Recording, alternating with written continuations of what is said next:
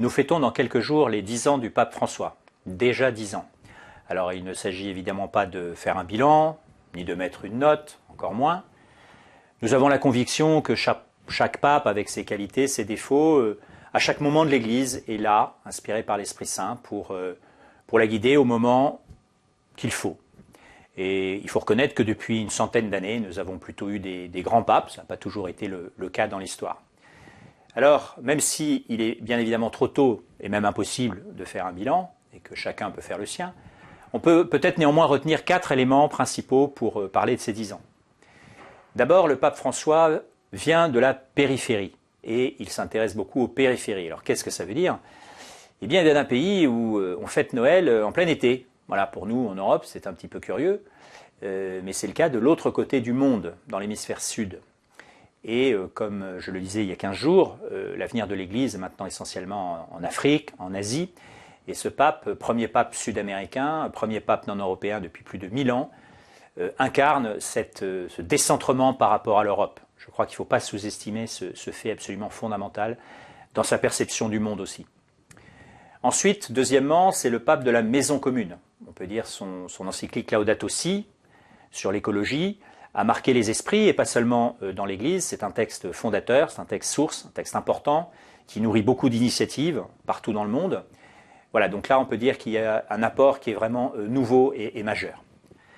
Et puis c'est aussi le pape du discernement pastoral, honorant un peu sa qualité de jésuite à ce niveau-là.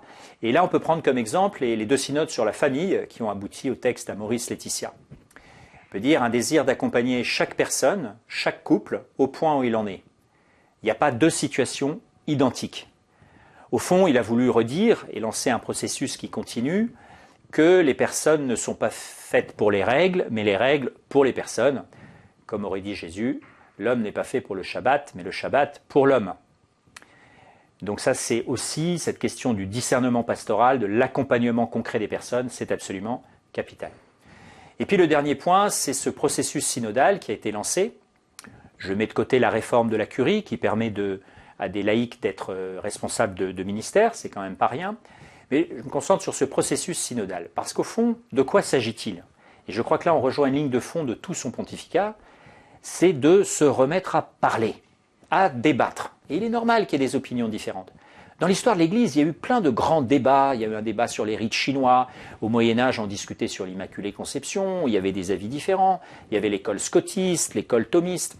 Donc au fond, réapprendre à débattre, réapprendre à discuter en se respectant les uns les autres, en s'écoutant les uns les autres, en ayant une procédure qui, au fond, cherche à imiter ce que les Actes des Apôtres, au chapitre 15, nous décrivent, c'est-à-dire des débats parfois assez vifs, parfois assez longs, mais où on avance vers des positions de compromis.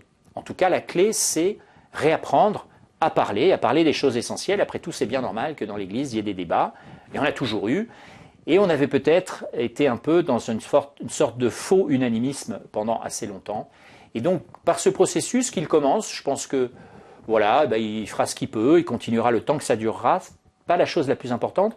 Pour lui, ce qui est important, c'est le processus, la parole, remettre de l'huile dans les rouages, voilà, évidemment décléricaliser, mais surtout que chacun s'écoute les uns les autres. Alors voilà, on ne sait pas encore combien de temps ce pontificat durera, mais on peut dire qu'il a déjà lancé des grands axes qui, à mon sens, seront poursuivis et ont vocation à être poursuivis parce qu'il ne s'agit pas de mesures provisoires ou temporaires ou de petites décisions, mais de mouvements de fond, de processus de fond. Voilà, à la prochaine fois.